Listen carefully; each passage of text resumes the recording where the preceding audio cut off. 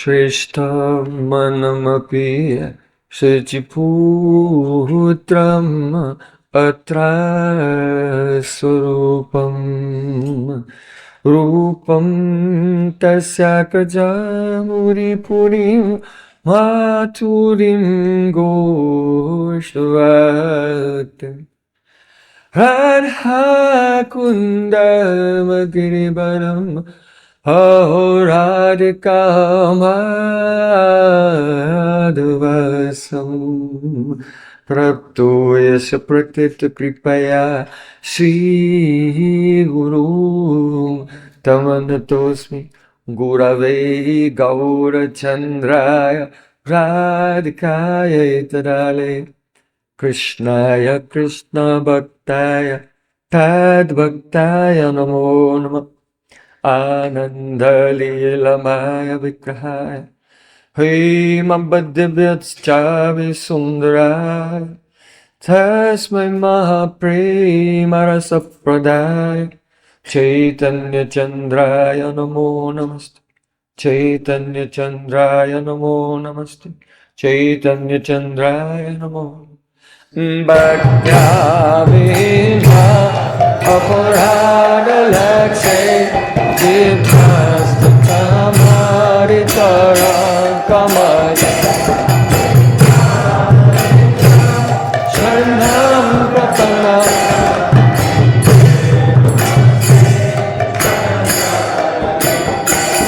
Vande Namaste Govinda Damodar Bhadaviji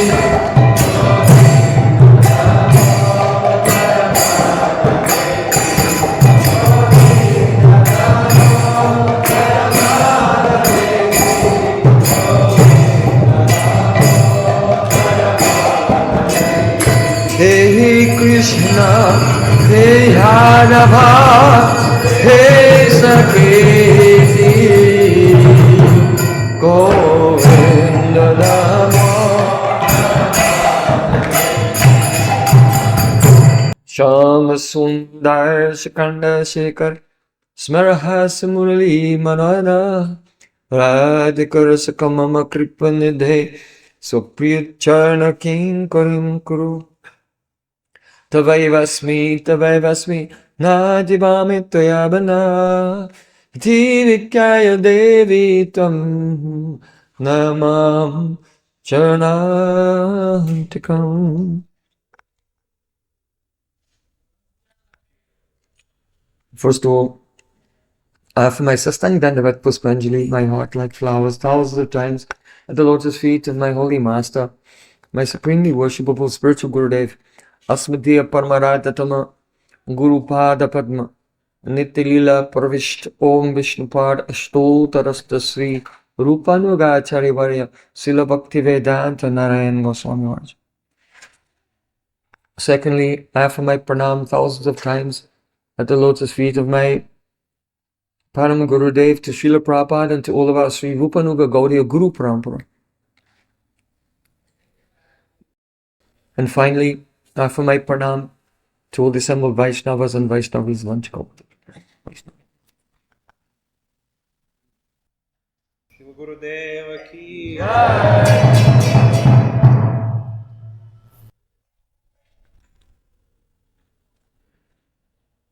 By the cause of mercy of Sri Guru Gauranga, we are discussing the Sri Guru Tattva.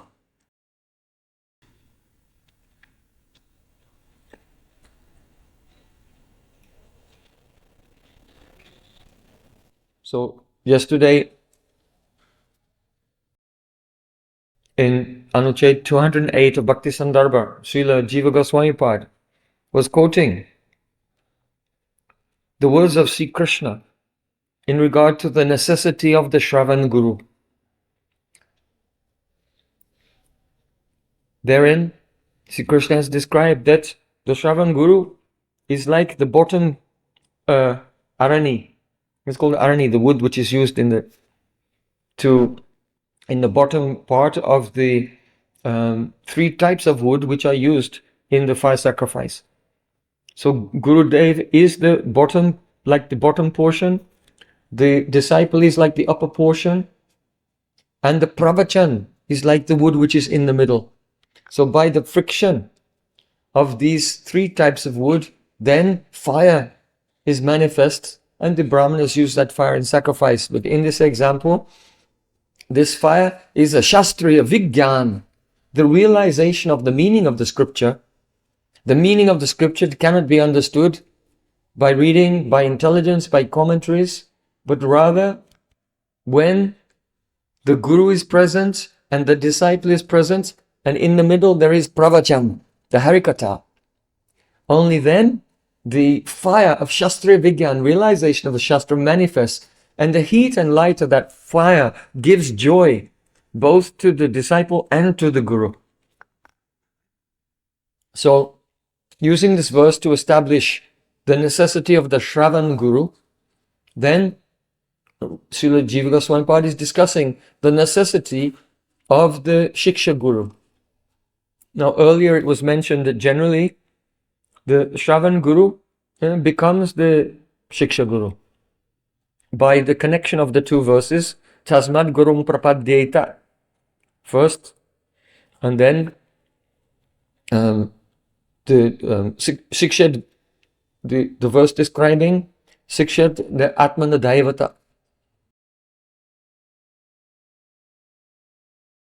Sikshad Guruvatma Daivata. Yeah.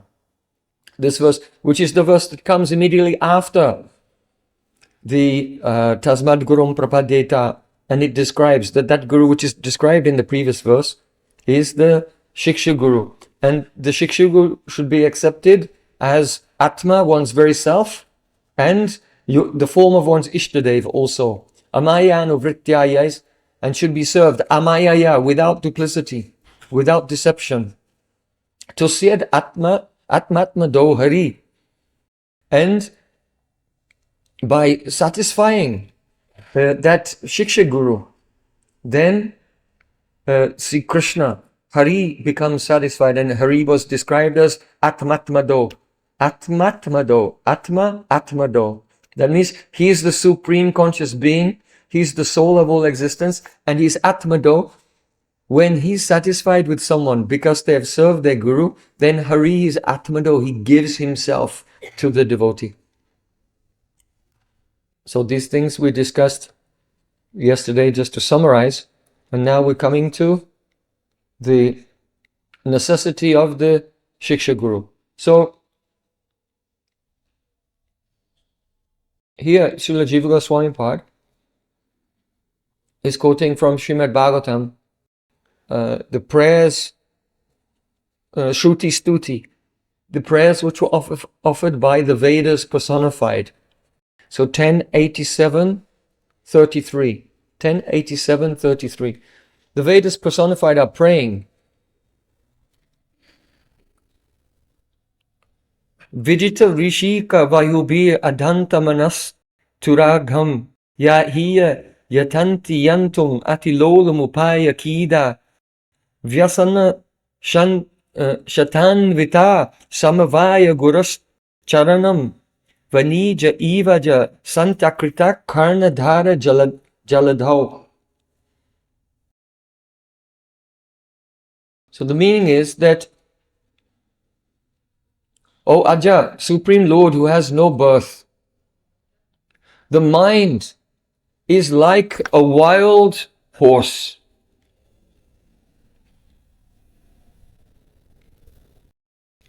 Those who endeavor to control the mind without taking shelter of the feet of a guru, they cannot do so, even if they've attained mastery over their senses and mastery over their pran. So those who are doing Ashtanga Yoga and performing pranayama, even if they've taken complete control over their pran, but still they will not be able to control the mind, because the mind is like a wild horse.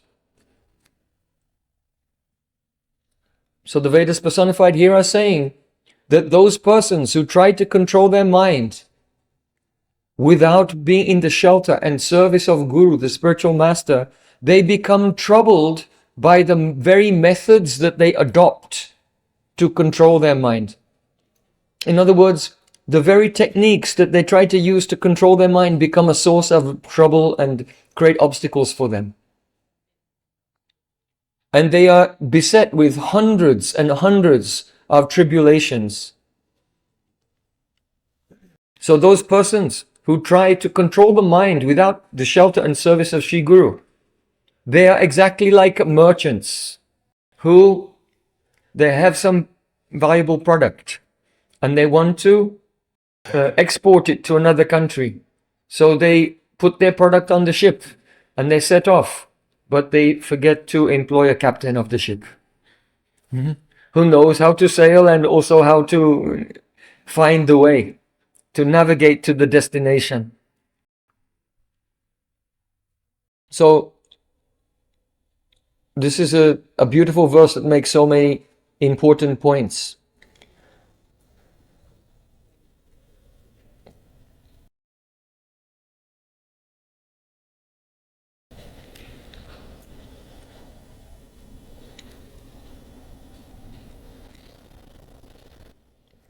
So just to summarize the point again.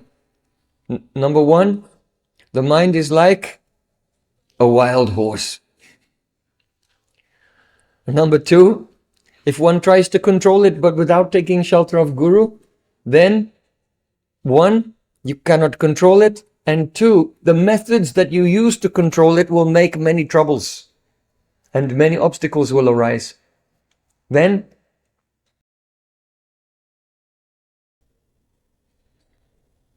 the third main point in this verse is that if someone attempts to cross over the ocean of material existence without a guru, they're like a merchant who's setting off to sail across the ocean in a boat, having no experience in sailing himself without a captain. So the essence of this verse is that as all the negative things are stated by this verse, one should see in the Dwani, the suggestion of the verses, one who takes shelter of Guru and serves the spiritual master very quickly attains control of the mind and crosses over the ocean of material existence.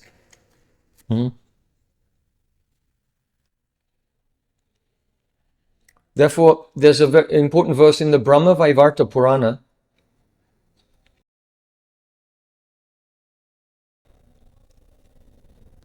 that is said, Guru Bhaktya Sa Milati Smaranat Savyate Budai Militopi Na Labhyeta Jiva Ahamika Parai.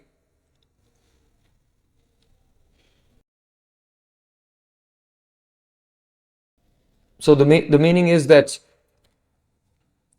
when one is devoted to the Guru, then when one gets the power to do smaran, one can remember the Supreme Lord. In the morning we sing Bhajan Urjita Sajjana Sangapatim. The Srila Bhaktivedanta Thakur, he's the Sangapati. He's the main person, the chairperson in the society of Vaishnavas who are Bhajan Urjita, empowered to do bhajan. So doing bhajan is not as simple as just taking a japamala and starting to chant, and then you'll remember Radha Krishna's pastimes. But one has to be Bhajan Urjita, empowered.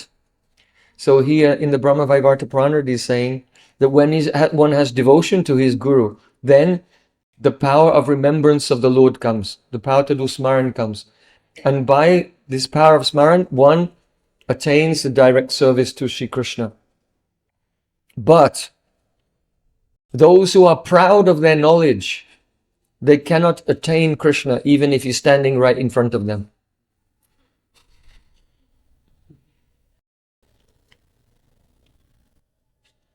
So, Guru Bhaktya, that means by devotion to the Guru, Samilati Smaranat Sevyate Budhai. The intelligent persons say that by devotion to the Guru, one attains the state of Smaran, always remembering the Supreme Lord. But if he's Ahamika Parai, other persons who are filled with ego, they militopina labhyate, even though they meet with Krishna, but they cannot attain him, even if he's right directly before them. So in the Upanishads it is said, Yasya deve parabhakti yatha deve tatha garo tasyaiti katita yata prakashante mahatmana. Only unto those persons who, as they are devoted to the Lord, they have parabhakti devotion to Sri Krishna, and they have equal devotion, not less, to their spiritual master. Only unto them the meaning of all the Shastras is manifested in their hearts. So, in this way, the necessity of the Shiksha Guru has been described. Now Srila Jiva Goswami Pad wants to address the need for Mantra Guru.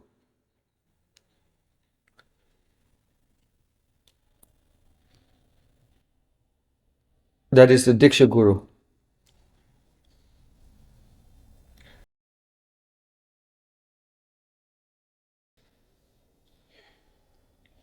So, one should accept an authentic Diksha Guru in the matter of spiritual realization, even if it means giving up a teacher who has given a mantra in some other type of practice, which has some other type of objective or goal of life. And so the praman he's given is from the 5th canto of Srimad Bhagavatam, when Lord Rishabdev, he's about to renounce his position as king and go to the forest. Before he leaves for the forest, he gives instructions to his 100 sons, which include the Navayogendras, Bharat Maharaj and others. So there he says, Guru na syat, swajano na syat, pita na saj janani na syat, daivan na tatsyan na patista sasyan, na moche dhyasamopetu mrityum. Here, the meaning is, Guru na syat, one should not become a guru. Swajano na sasat, one should not claim to be the family member of a person. Pita na sasyat, you should not become a father. Janani na sasyat, you should not become a mother. Daivam na tatsyan, a person should not claim to be a worshipful demigod. Na patista sasyan, one should not become pati, a husband. If na mochet yasamopetum mrityam, if you cannot deliver your dependence. So here, especially in regard to Guru na sasyat, because Jiva Goswami Pad is making this point. If you've accepted a guru, but this guru is not teaching you pure bhakti, how to go to the spiritual world. He's teaching something, how to be flexible, how to have good health, how to see chakras or astral project or heal people with crystals or whatever they're teaching. If the goal is not to attain your eternal spiritual form in the pastimes of the Supreme Lord and serve him there, then that person who has taken the position of guru, they should leave it. Otherwise, the followers, they should leave that guru and accept a guru who has taken responsibility to deliver them from the snare of Maya in this material world to the lotus feet of Radha and Krishna. So, Guru na sasyat, swajano na sasyat. So, then someone may say, it says you cannot become a husband or a mother or a father unless you can deliver your dependence. So that means no one can get married or have any children unless they become a Mahabhagavad Vaishnava.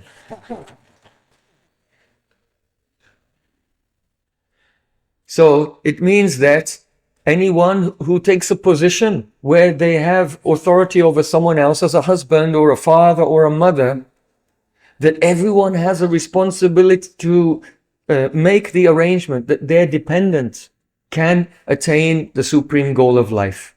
So if one is a husband or a father, then the responsibility is there, not just to raise the children so they become wealthy and educated, but to raise the children that they will go and take shelter of a Mahabhagavat so that their life can become perfect and they can go to the eternal service of Radha and Krishna. So,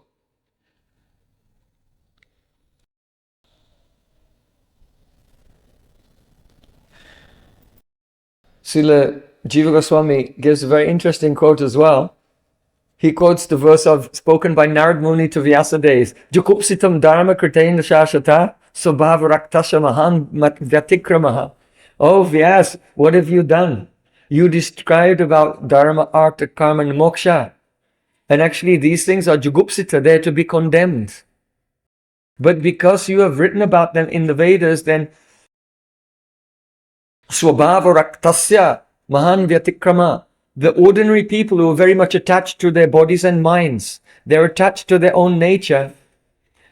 If someone will come along and tell them, oh, you should leave this dharma, artha, kama, moksha, and you should surrender to God, then they'll say, but Vyasadeva has written this in the Vedas. And they'll use your mantras of the Vedas and the instructions that you've given for people in a lower adhikar. They'll use that as an excuse to stay on the lower adhikar and not surrender to the service of Sri Krishna.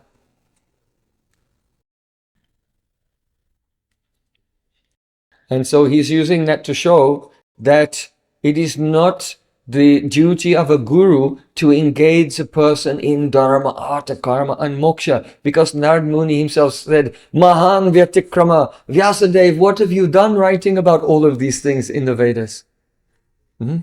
You should write the unalloyed, perfect truth. And so after receiving this instruction, Vyasadeva went into trance and the Srimad Bhagavatam appeared in his heart. And he presented the teaching of Srimad Bhagavatam, which is Dharma kaitavatra paramo, Dharma projita kaitavatra paramone matsaranam satam. All Dharma, Artha, Kama, Moksha, all self-serving and the selfish paths in life, they've all been kicked out of the Srimad Bhagavatam. And here you can see the word atra. In this verse, atra comes 3 times. Dharma projita atra. Kaitava atra, dharma prajita kaitavatra, paramone matsaranam satam vedam vastavamastavastu, vastu shivadam tapa traunmulanam, shivad bhagavate mahamune krite kimbapara ishvaraha, sadyo ridyavat rutre atra, kritibi susrusabis tatchanat. So, Vedyam Vastavam Atravastu. So 3 times Atra is used in this second verse of the Mangala Charanam, auspicious introduction to Srimad Bhagavatam. And by using the word Atra 3 times, it means here. Here in this Srimad Bhagavatam. Atra means in this. Here in this. It emphasizes that this is not found in any other scripture.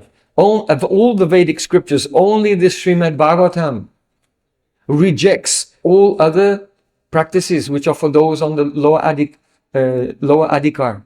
It is the Paramahamsa Samhita. It is for the Paramahamsas. Paramone Matsaranam Satam. Those who are completely free from envy. So this is one of the specialities of Srimad Bhagavatam. So now Srila Jiva Goswami Pad, he's explaining respect for the Guru on the path of karma.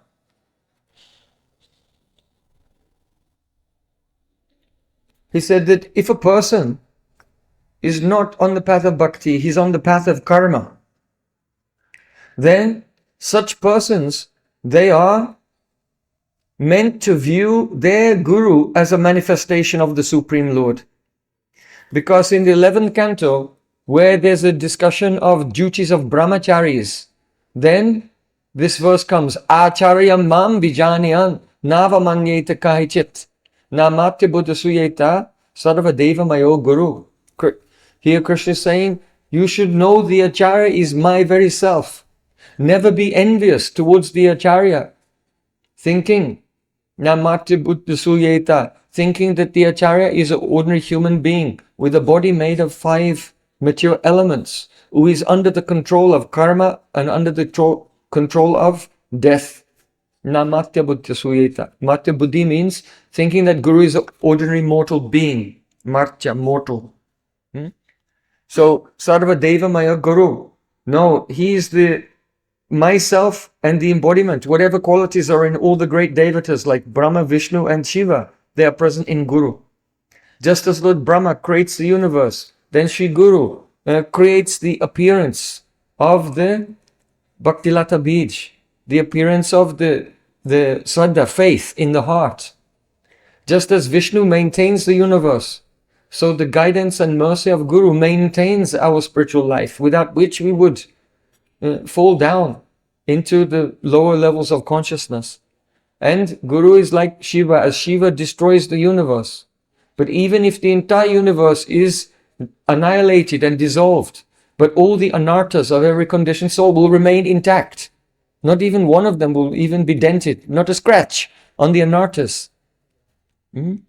So Guru is superior. By his mercy, all the anarthas that cannot be destroyed even by the pralaya, the destruction of the universe, are destroyed by Guru Kripa. So now, Srila Jiva Goswami Pad makes the point that if a person who is not even on the path of bhakti, they're on the path of karma and performing the duties within Varnashram Dharma for a brahmachari, and the brahmachari should see Acharyam Mam Vijaryam, the Acharya is my very self. So then what to speak? Kim uta. What to speak of the respect the disciple should have for his guru on the path of bhakti? When, if you compare this with the previous verse, Jaguksitam Dharma Kritano Sashna, what you're teaching is condemned. Mahan Vratikrama, you have made a great transgression. If that person who is teaching what is condemned and is considered to be a transgression from the perspective of the Bhagavatam should be seen like God, then Kim Uta, what type of honor and respect should be there for the Guru in the path of pure bhakti? So really, this is the respect for the Guru on the path of bhakti. He is so elevated.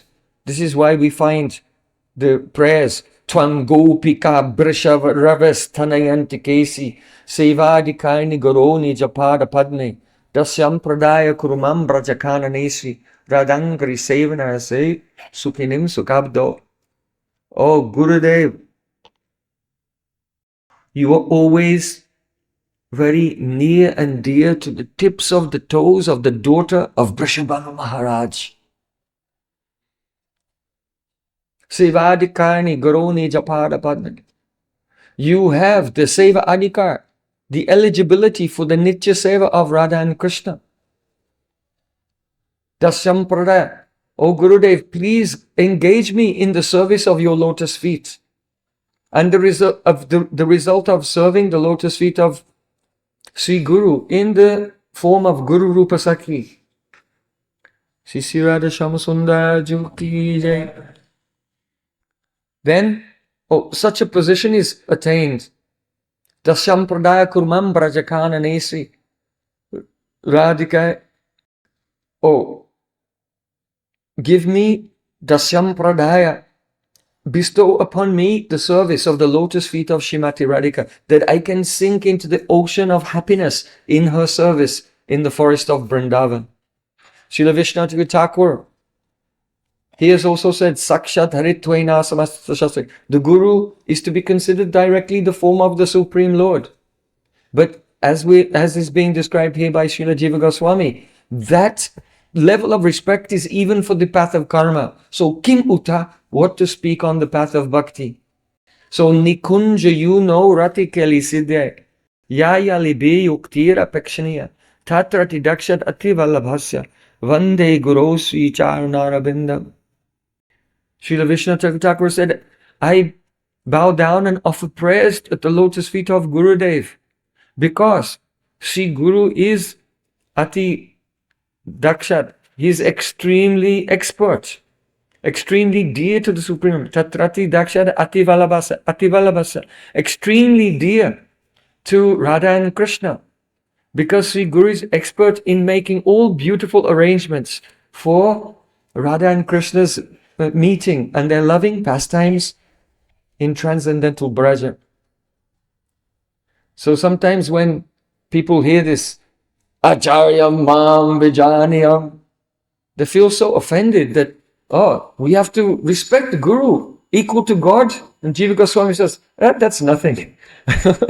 Not nothing, it's something. But compared to the actual honor that the Sat Shishya has for Sri Guru, this is even greater than only the Sakshad Hari. That is why in Devahuti has prayed that, O my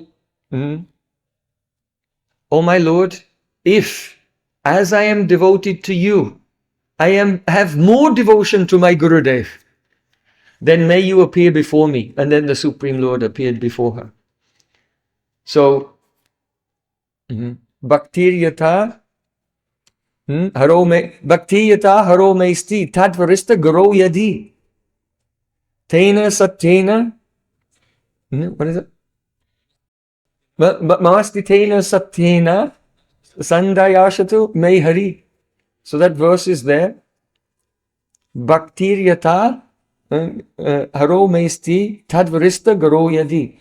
O my Lord, if as I have devotion to you, I have more devotion to Gurudev, then may you appear before me. So Srila Jiva Goswami Pad explained, there are two types of servant of the Guru. That is the Vishesh Guru Sevak and Sadharan Guru Sevak. The ordinary servant of Guru, he thinks, Acharya Mam Vijaniyam. Guru is non-different from the Lord. It's fine. And he thinks that there are many angas of bhakti to Krishna, and one of those angas of bhakti is Guru Seva. This is called the Sadharan Guru Sevak, the ordinary servant of Guru. But then there's the Vishesh Guru Sevak. The Vishesh Guru Sevak follows this verse, Bhaktiriyata Haro Meisti. Oh, if as I am devoted to the Lord, I have more devotion to my Guru. So he thinks that the main anga of bhakti is Guru Seva. And service to Krishna are the subdivisions of that. Understand? There are two things, Angi and Angas. So Angi means like your body, and the arms and legs, they're the Angas. They are the limbs of the whole body. So the body is Angi, and the individual limbs are Angas.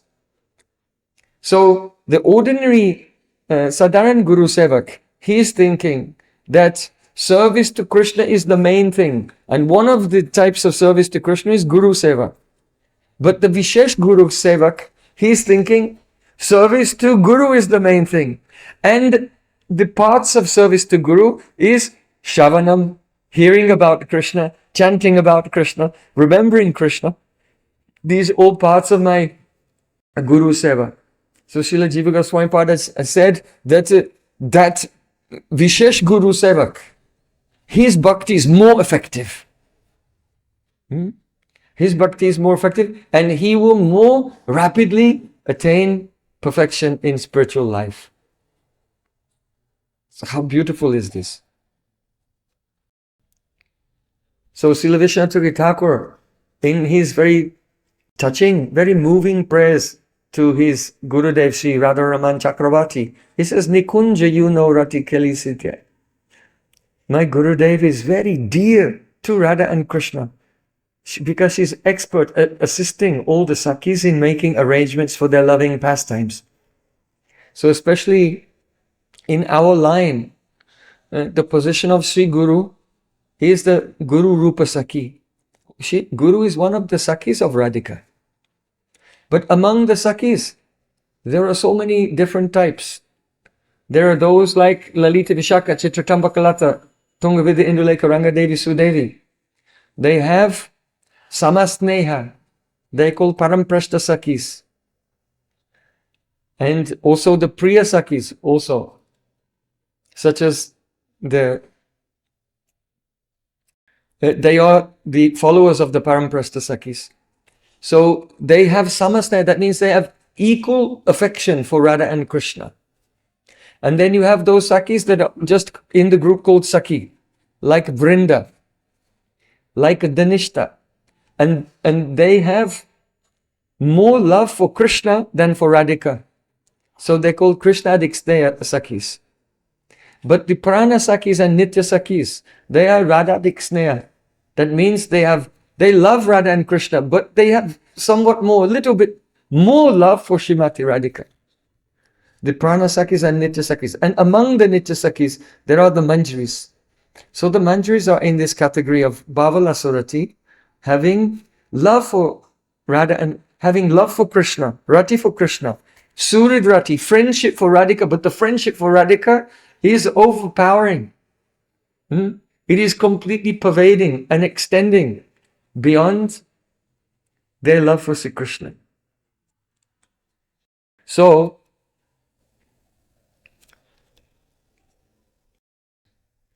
Srila Raghunatha Swami Pad, he said, Tambulapana Padamadana Payodana Bisara Didi Brindaranya Maheswarim Priyataya Yasto Shanti Priya Prana Peshta Saki Kulada Pikala Sankochita Bhumiko Keli Bhumishu Rupa Manjari Mukasta Dasaka Sangsraye. I am taking shelter of Rupa Manjari and those maidservants of Srimati Radhika. Why? No reason. It is a spontaneous. That is the natural love which has appeared in the heart of Raghunath Das Goswami by the mercy of Guru and by the mercy Diksha Guru and his Shiksha Gurus also. So Damodar Goswami, Sanatan Goswami, especially Srila Rupa Goswami Pad. But he's speaking the glories of those maidservants. He says Tambul Arpana. They're making tambul. Kadabim Bosti Tambulam. Oh, Radhika, when will I offer tambul to you? The Manjaris, they have a beautiful tray, a golden tray, with so many different flavors of tambul, betel nut, on the tray. And they're very expert at turning the tray around in their hand and pointing out to Radha Krishna, oh, try this flavor, try this flavor. This flavor is so wonderful. So Rupa Goswami in Chatur Pushpanjali is saying, oh, when will I take one tambul and say, this is so wonderful, and then not give it to Krishna, give it to Radharani. So this is, what is the Bhajan Chaturya here? Because by showing Krishna, this one is so delicious, and then giving it to Radharani instead, then Krishna will take that as an excuse to kiss Radhika in order to taste the tambul which he was tempted with, but then it was given to Radhika. So this is the skill of seva. If you'll just give the tambul to Radhika, then it will not create an excuse. So there has to be some teasing first and then. So tambulapana padamardana. Padamardana means they're expert at massaging the lotus feet of Radha and Krishna when they become tired. Tambulapana padamardana payodana disaradibi, bringing water to cool them down, to wash away all the cosmetics of each other which have been smeared on each other's bodies. Brindaranya Mareshwarim Pratyat Yasto Shanti Priya. And they're very dear to Brindavaneshwari, Srimati Radhika, because they satisfy her in all of these ways. So Prana Prastha Saki Kulad Api. Here, the Prana Prastha Sakis, Lalita Vishaka and others, they are senior, they are Radhika's contemporaries. But they cannot serve when Radha and Krishna are alone.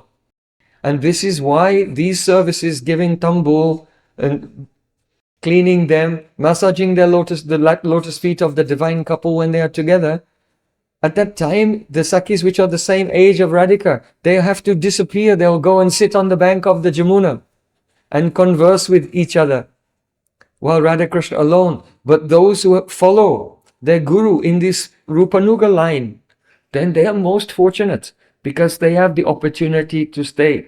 So Prana Prastha Saki Kulad, even Asankoch. Sankoch means hesitation. Lalita and Vishaka, they will hesitate to go into the Kunj because they don't want Radha and Krishna to become inhibited or embarrassed in any way. So they have Sankoch Bhav, some hesitation. But Prana Prastha Saki Kulad, Apikila Sankochit. But the maidservants of Radhika, like Rupa Manjari, they Asankoch Bhav. They have no hesitation. They also hesitate a little, but not as much as Lalita and Vishaka. So Sakhi Kulad Asankoch. They are less inhibited. And they will, when it's necessary, enter into the Kunj and render service. So Srila Raghunath Das Goswami Pad said, I am taking complete shelter of Rupa Manjari. Once Radha and Krishna, they were playing together in a Kunj. And all the Sakhis were sitting. And in some distance. And just discussing with each other. So just at that time, Brinda Devi arrived there. And she said, oh, where is our Vrindavaneshwara and Vrindavaneshwari? Where are they? Where are they? Because she found the Sakhis, but Radha Krishna are not there. So the Sakhi said, oh, they've gone to meet with Cupid, King Cupid, because they're having a quarrel. And then Brinda Devi said, oh, I want to tell them something. The Sakhi said, you can tell us. Brinda Devi said, I know that you are so dear to Radha and Krishna that you yourself are their own chittavrittis. So Brinda Devi, she's saying this like a poetry, but actually from Siddhanta it's true. If you say to someone, oh, you are just like, you are your Gurudev's chittavritti, like this. Actually, it's true. Because the disciples' chittavrittis become they're completely controlled by the asha. Ana kari ho mane asha. I have no asha, other desire in my mind. I have no other vritti except for the seva vritti, Guru seva vritti. So then Brinda Devi said, I know that you are just like, you are the outer forms of the mind of Radha and Krishna, but still I want to go and tell them myself. So then Brinda Devi could understand that though Radha and Krishna had been playing together very intimately, and the Manjaris, they can be there, but the Sakhis could not be there. And Brinda could understand that now Radha Krishna's pastimes had come to an end there, so it was a suitable time for the Sakhis to come. Srila Vishnu Thakur, he writes in Sankalpa Kalpa Druma, when will that day come? When Lalita will approach me and say, oh, can we look inside yet? And then the Manjari will go and look inside the Kunj and then come back with the news. No, just wait a few minutes. Oh, yes, you can come now. And then that Sakhi gives such blessings to the Manjari because she's making that opportunity for her to have darshan of Radha and Krishna. So at that time, then Brinda and the other Sakhis, they also arrived there and they could look inside to see what Radha and Krishna are doing. Krishna had the pastimes were over and Krishna had been decorating Radharani. And Krishna took a white lotus petal, and he wrote in kumkum some message on the lotus petal, and he put it inside his turban. And then Krishna, you know that if someone catches a thief, then they catch the thief and they bring them in a public place, like I've caught a thief. So in the same way, even though Radhika was shy and she didn't want to go out of the Kunj, by force Krishna said, come on, let's go. And he grabbed the hand of Radhika and came straight out of the Kunj in front of all of the Sakhis. And Krishna was very wide-eyed looking at all the Sakhis, and Radhika was contracting her eyes because, she didn't want to see. Why? Because if she'll suddenly be seen coming out from the Kunj with Krishna, then all the Sakhis will tease her. Because even though everyone knows Radhika wants to meet with Krishna, and Radhika wants her Sakhis to meet with Krishna, but whenever one meets with Krishna, they always make excuses and say it was your fault, or nothing happened. And everyone is denying it at every turn. So this is the nature of Prem. It's very crooked. And the love, if love is expressed openly, then it will be diminished. And therefore, the opposite is always expressed in Braja. So when Krishna came out, pulling Radhika from the Kunj as if he'd caught a thief, then all the Sakhis were acting surprised. You are here! Where did you go? We were wondering where you were. What are you doing here? And how did you meet this boy? Where did this boy come from? So then at that time, because the Sakis of Radhika are mocking her and making jokes at her expense, then Radhika herself begins to criticize her Sakis. Look, when we were walking through the forest on our way here, then I wanted to leave, but you caught me by the cloth. Shringarayani bhavatim abhisarayani Viksha sukanta vadanim. The Srila Vishnu Thakur is saying, Dritvanchalena harisaninim ani samprapya tadina sudam rishita bhavani. When will that day come? When, oh Radhika, I will decorate you and then bring you to the forest. And as soon as you see Krishna's face, Vikshaiva kanta paranam parivritya yantim. As soon as you see Krishna's face, you will turn around and run. At that time, I'll catch you by the veil and pull. And you'll shake your finger at me and chastise me, and I'll get the nectar of your abuse in my ears. So Radhika is bringing up these points to Lalita and Vishaka. When we were traveling here, then I wanted to leave, but you grabbed me by the cloth and you were pulling me. I wanted to go home. And then when Krishna arrived, I went and I hid. And when I was hiding, you're the ones who told him where I was hiding. And now you're saying, oh, where were you? How did you meet this boy? Actually, it was not my intention. It was your intention. So why should I stay with you? And Radhika was in a huff and she walked away. So actually, she's very pleased with her Sakis. But Radhika and her Sakis, they do a big drama in front of Krishna. Like this. So Radhika said, I went inside that kunj to hide myself because there were so many thorns. There were so many vines there which has thorns. And by hiding myself in these thorns, then you are not my Sakis. These creepers are my Sakis. Because you were putting me in danger, but these creepers, they saved me from this boy. So then Kundalata, she said, yes, it's true. I can see that Krishna must have really struggled with these thorns because he has so many scratches. Oh, I wonder. Kundalata is actually on Krishna's side. She's teasing Radhika. Why? Because Kundalata is also among the Sakis who are Krishna Adiksneha. Their inclination is more towards Krishna than to Radhika. So she's teasing Radhika. And if you press with the fingernail on the skin, it makes a shape like the moon, right? Because the fingernail is curved. So if you press with the fingernail on the skin, it makes a shape like a moon. So Kundalata said, I know that Krishna, he is a lampat. He is going here and there meeting with different devotees, different gopis. So it's not a surprise to me that Krishna, he has the Chandravali on his chest. Because Chandra means moon. And Chandravali means a row of moons. Krishna has Chandravali, a row of moons on his chest. So this does not surprise me because Krishna, that's his nature. He goes to meet with different gopis. So that he has Chandravali on his chest, this is not a surprise. But you are so jealous of Chandravali. Why do you have Chandravali? Like this. So she's teasing Radhika in so many ways. So then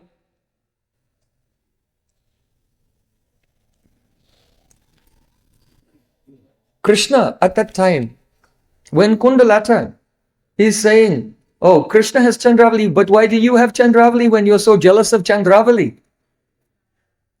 So then Krishna is very happy. Why? Because the Sakis are describing the beauty of Radhika after their pastimes together. So Krishna, by his eyes, he looked towards the Sakis, and by his eyes he's begging, yes, more, go on. Tell me some more. He's not saying anything, only looking at the Sakis. So then all the Sakis, they're taking turns to describe the beauty of Radhika. And of course, as Radhika she's just walked away from them. You are not my Sakis, these creepers are my Sakis. And she's pointing at them and giving them some criticism. So then Lalita said, oh, look at the pearl on the nose of Radhika. How is this pearl? How did it become black and red? Some persons think that this pearl is black on the top because the reflection of the kajal, the black eyeliner on Radhika's eyes, and red on the bottom because of the redness of her lips. But this is not a fact. The fact is that Radhika's heart is full of rag, that means deep love, and rag means red. And she's full of rag for Sham Sundar, that means blackish. So because she's full of rag for Shama Sundar, that is in her heart, then this feeling comes out of her nose in the form of her breath and makes the pearl become black and red.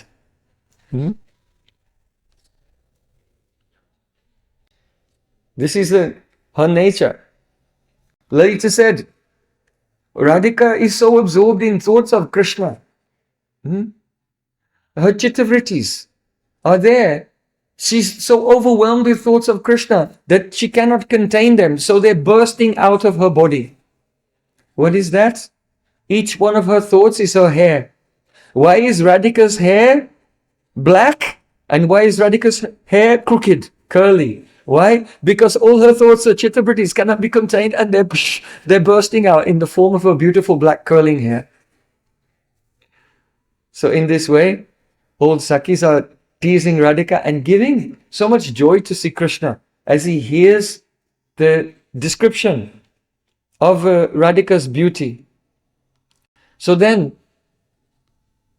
at that time, Madhu Mangal came with Subal, and they began to reveal what was the quarrel between Radha and Krishna. Because the Sakhis had told to Brinda, oh, they've gone to meet with Cupid and they're having some quarrel. So what was this quarrel? So Madhu Mangal says, oh, Krishna, this Radha has stolen all the treasures of the living entities in Vrindavan. She's taken away all their beauty and all their sweetness. And not only that, along with her Sakhis, she also steals the external things as well. That means that because Radhika and her Sakhis, they go and they pick flowers and fruits. So Madhu Mangal is saying they're picking the external things, but Radhika has also stolen the beauty of all the residents of the forest of Vrindavan. Why? Because the eyes of Radharani, they've stolen the beauty of the eyes of the deer in the forest. Her eyes are so beautiful, they've stolen the beauty from the lotus. Radhika's eyes are so full of longing, just as the chikora bird looks at the moon and cannot live without the moon. So Radhika's eyes are full of longing. So she's stolen the beauty of the chikora bird's eyes. And because the bumblebee is very greedy to taste the nectar of the lotus flower, her eyes are very greedy to taste the nectar of Sri Krishna. So it seems that Radhika's eyes have stolen the beauty of the deer, the beauty of the lotus, the beauty of the bumblebees, the beauty of the chikora birds. Her lips have stolen the redness of the bimba fruit. Her teeth have stolen the beauty of kunda flowers and pomegranate seeds. Her hair has stolen the beauty also of bumblebees, because just as bumblebees land on the lotus flower, so her hair is landing again and again, kissing her face. Her arms have stolen the beauty of golden creepers in the forest. Her nupur, aneka mantra nada manjulu pura ravaskalat. The ankle bells of Radharani, they've stolen the beauty of the voice of the warbling of swans. Her thighs have stolen the beauty of the plantain tree or the beauty of the trunk of the king of elephants. So in this way, Madhu Mangal and Subal are complaining on behalf of Krishna. This Radhika is a thief, and this is why she has to be taken before Kamdev, the king of this forest. And there has to be a court case, and she should be found guilty and given a punishment for all of this stealing.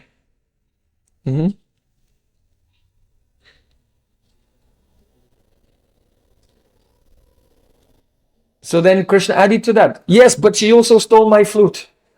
So she's stealing in so many different ways. So, at that time, Kundalata, she said, look, you both went to the court of Cupid and you were quarreling. So what happened there? What is the result of this quarrel? Krishna said, I told Cupid that Radharani had stolen all of these things. She had stolen all the beauty of the forest. She has stolen my flute. And also, but she, in her own defense, she said, no. We pick some flowers and fruits in the forest. But we gopis, we nourish the forest with our beauty. We nourish the forest with our beauty. And Krishna said, and King Cupid, he was believing these lies that Radharani told.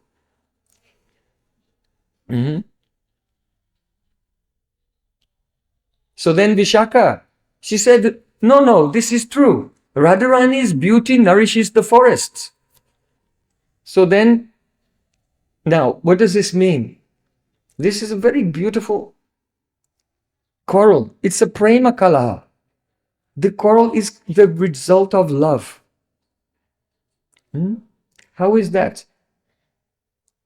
Rupa Goswami said, it is written, Shashi Vyomut Sangam Sashinam Abhita Kantila Hari Pro Brindarangam Sumaki Sahasa Kantila Harim Hare Brindaranyam Harim Apikileya Tavasaki Sakim Prema Puro Nijasu Sumamayan Dayadayam. It means that when Radha and Krishna meet in the forest, at that time, the moon is so beautiful, but the moon is made more beautiful by its rays. There are waves of beauty coming from the moon that make the moon more beautiful. But the rays of the moon are made more beautiful by the lights coming from the forest of Vrindavan. And the forest of Vrindavan is made more beautiful by the beauty emanating from Sri Krishna. And Sri Krishna is made more beautiful by the beauty emanating from Radhika. And Radhika is made more beautiful by Prem. And Prem is made more beautiful by nothing. It ends there. In other words, by this poetry, he's describing that it is Radhika's love in her heart that emanates from her. This is called Yavadashray Vritti. That the Prem cannot be contained in her heart, and it overflows to her pran, from her pran to her senses, to her whole body, and even the body of Radhika cannot contain that love, and its effect spreads everywhere. That is called Yavadashray Vritti. So that Yavadashray Vritti of Radhika makes Krishna more beautiful. And then Krishna makes the whole forest of Vrindavan more beautiful. And the forest of Vrindavan makes the sky more beautiful, and the sky makes the moon more beautiful. Like this. So when Radhika says, oh, you are saying that we have stolen the beauty, but actually we are nourishing the beauty of the forests. So then Lalita Sakhi, she said to Vishaka that no, you are a fool. Why are you saying Radhika nourishes the beauty of the forest? This beauty of Vrindavan forest is the pratibimba. It's the reflection of Radharani's beauty. So this is another way of speaking poetically. It's another way of speaking poetically. We know that by Yavadashray Vritti, Radharani's beauty nourishes the beauty of the forests. But gopis are saying, no, it is not that the forest is the origin of Radharani's beauty, that she stole the beauty from the forest. But the forest itself is a reflection of what? Is a reflection of Radharani's beauty. So this is a poetic way of speaking. Of course, you know that Radhika does not steal the beauty from the forests.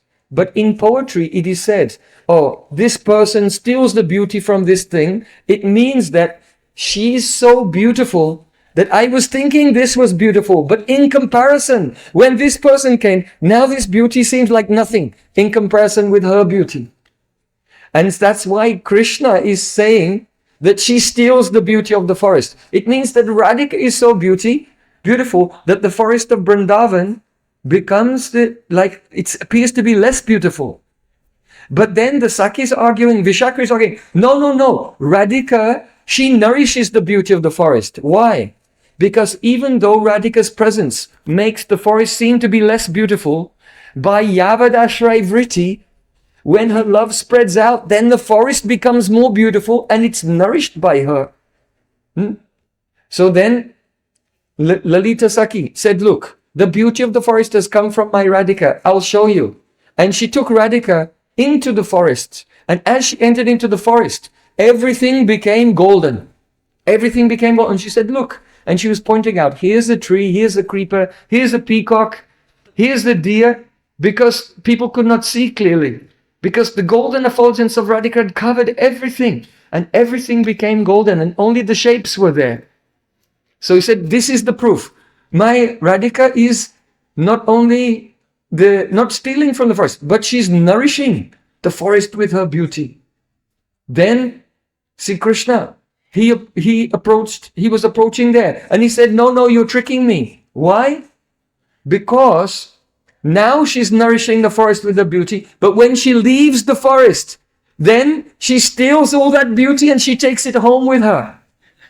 Because I've seen this forest when she's not there and it doesn't look like this. So she steals the beauty of the forest and she takes it home with her. And when she comes back, then she gives it back again. So and in this way, like a court case is going on. Who is guilty? But what is making this prema kalaha? What is making this kalaha, this argument? Prem is the cause of the arguments. Because it is Radhika's prem and Radhika's beauty which is causing all these effects in the forests. And Krishna, instead of glorifying Radhika, he's making accusations because prem is not expressed directly. He's really glorifying her. The Sakis are glorifying Radhika and Krishna is also glorifying Radhika. But it's coming out in the form of a quarrel because of the indirect, the vakrata, the crooked nature of prem in Vrindavan. So then Krishna approached Radharani to tell him, no, she's still guilty because when she goes home, she takes the beauty with her. And when she comes back to the forest, then she makes the forest beautiful again.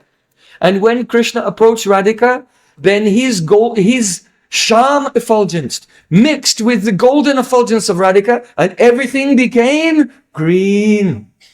And the whole forest of Vrindavan became green. Mango said, what is this? It seems that because Radha Krishna's hearts have melted and become one, that this is reflected now in the forest and all Vrindavan has become green. Not only that, but all Lalita, Vishaka and Rupa Manjari, Ratamaji, they all became green as well, being bathed in the effulgence of Radha and Krishna. So this is why we're comparing two things. Even the person on the path of karma will tell, my guru is Acharya Mam Vijanya, he's God. But the person in the path of pure bhakti, Kimuta, how much more?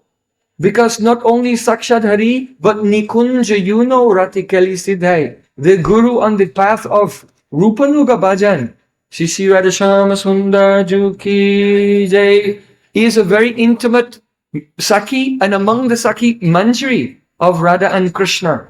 And by serving such a guru, one can enter into these beautiful pastimes, the pastimes of pure prem, that appear to be like quarreling, but actually all are glorifying each other out of pure love.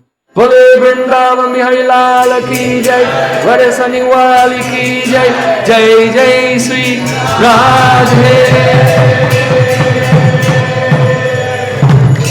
Gaur Premanand.